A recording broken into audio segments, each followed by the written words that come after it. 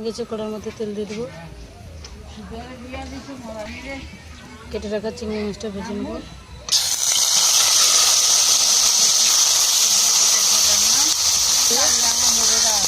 দিয়ে দেবো।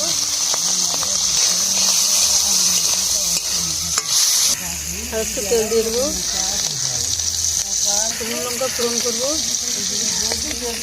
তেজপাতা ফোড়নে দেবো, ফোড়ন দেবো।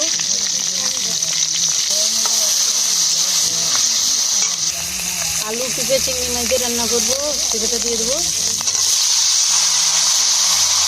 পরিমাণ মতন হলুদ দিয়ে দেবো,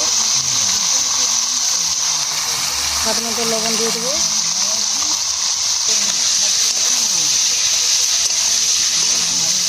ঢাকা দিয়ে একটু কষিয়ে নেবো।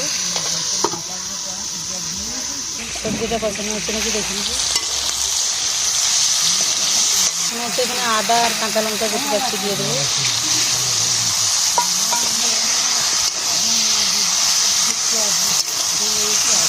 পরিমাণ মতন জল দিয়ে দেবো।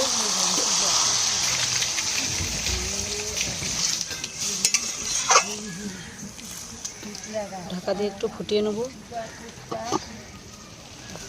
পেঁপে তরকারিটা হয়েছে নাকি দেখে নেবো। হয়ে গেছে, উপর দিয়ে জিরা ধনিয়ার গুঁড়ো দিয়ে দেবো।